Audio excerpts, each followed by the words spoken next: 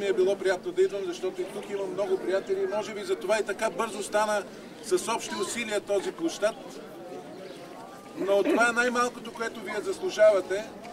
И смятам, че от площада, от централното място, където ще може да се събирате, да се срещате, да празнувате, ще трябва да продължим с вашия кмет и по улиците, както сме поели като ангажимент, и да допринесем за така възкрасяването на вашето село.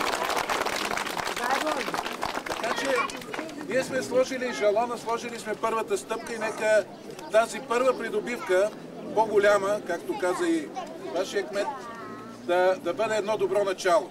Нека да ви е честита тая придобивка, много да има веселие и радост тук на този площад и да пожелая все по-малко хора да напускат селото и града, защото тази ракия, която ми подари кмета, е от хора, които са отишли да работят в Италия, а ние трябва да ги задържим тук. Това е нашата грижа, но както нещата виждаме, върват стъпка по стъпка към добро.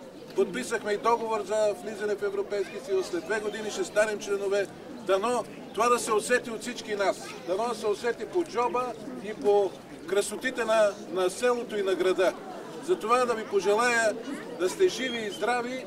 Празнувайте днешния хубав празник и всички следващи празници, защото след една седмица ще се чества нещо много важно като Ден на Антимово, защото това е 200 годишна. 200 години малко села в Видинска община могат да се похвалят, че са създадени преди 200 години, което означава, че тук наистина има традиции, има трудолюбиви хора, които работят ежедневно и които дават всеки от себе си, за да се развива и селото, за да се развиваме като общество.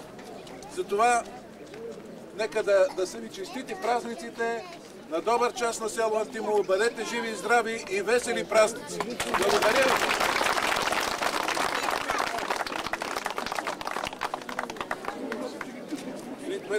Пристъпваме към събитието.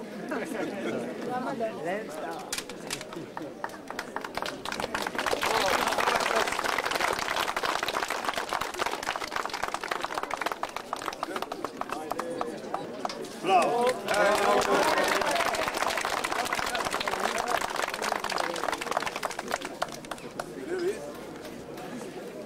Тук да минем по водата. Завърви по вода! Вече музиката трябва да свири. Да, къде е музиката?